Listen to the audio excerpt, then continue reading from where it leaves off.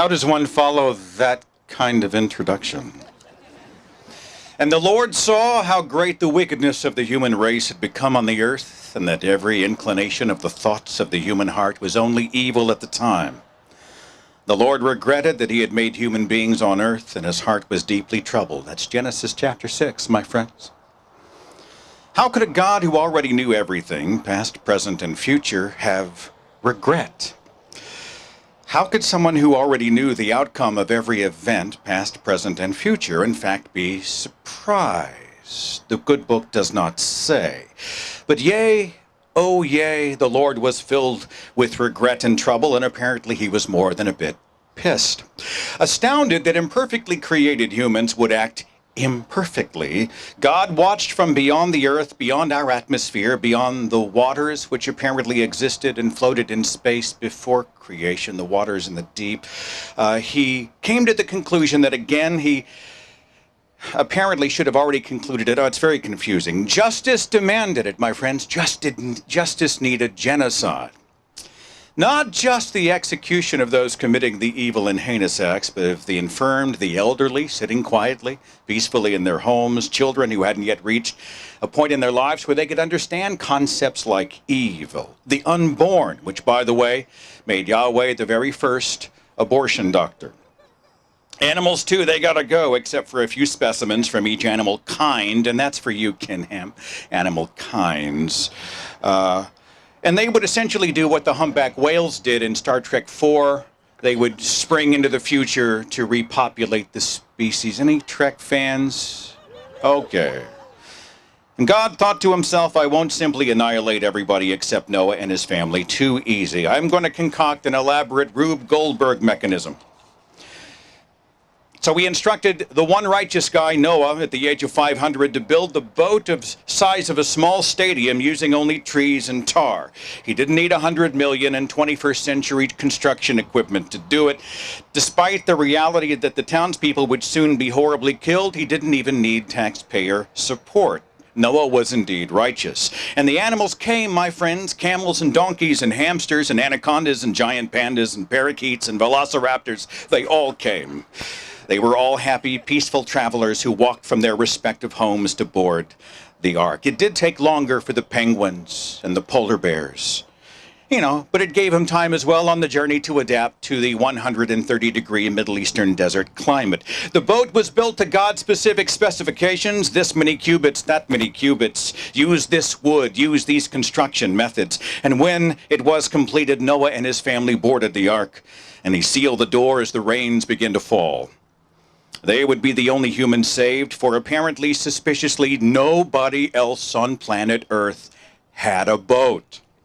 For 150 days, waters flooded the earth, which made for some logistical challenges. For sure, weren't many of these animals carnivorous after the fall of Adam and Eve in the garden? Wouldn't the cheetah get tired of his vegan diet and look over at the gazelle and lick his chops? What about the specific diets required by specific creatures? Bamboo for the panda, fresh greens for the herbivores, meat for the carnivores. How did the animals deal with muscle atrophy after so many months in confinement? Did they ever get cramps?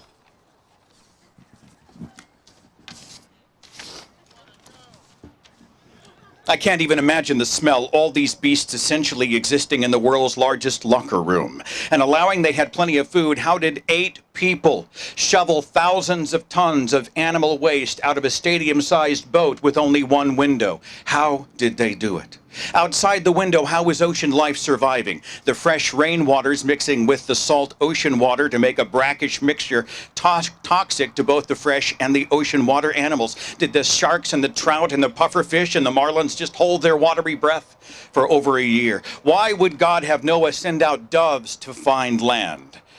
When God and Noah had been on speaking terms only a few verses before. Remember, God was telling him exact cubits and construction methods. And now he has Noah sending a dove out to do recon to find land. And since the Ark has no motor, no sail, and no rudder, it would have made absolutely no difference. They could have been 30 feet from land, and they would have simply helplessly drifted right on by. When the boat finally did dock, what did everybody eat? The animals and plants had already been killed in the flood, destroyed. I didn't see anything in Genesis about Noah and manna. No, these details are not important, my friends. What is important is that Noah and his family then repopulated the earth, over 5,000 ethnic groups in about 4,000 years, and then Noah, the one righteous man worth saving, spent the latter part of his life naked and drunk.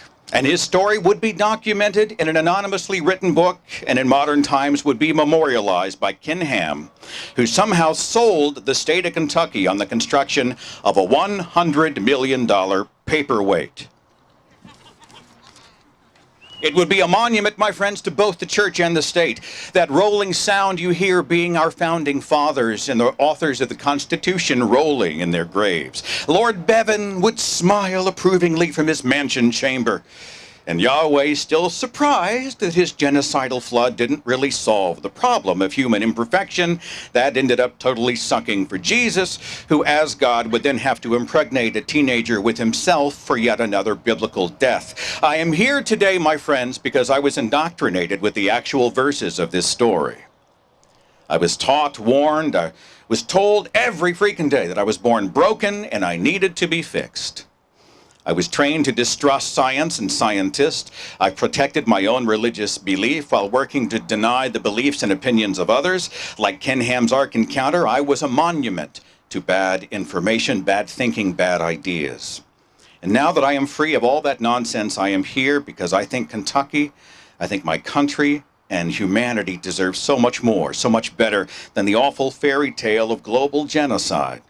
And the claim that you and I deserved it, and the misuse of taxpayer money to sell lies to children. Ken Ham, the evidence is in. It is overwhelming. You built a monument to an event that never happened, promoting a religion long debunked, selling a lie that more and more people every minute of every day are rejecting. We are here, you and I are here today to remind people that it is nonsense, that nobody needs an ark, and that the real world story of humanism and humanity remains the one worth telling. Thank you all so very much.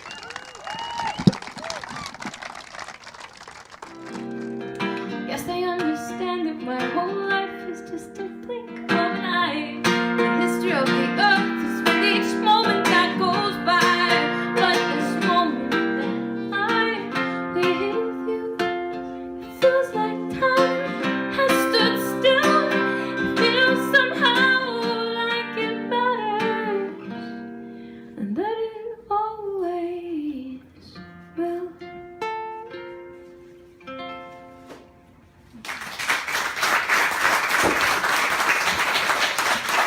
Thank you so much.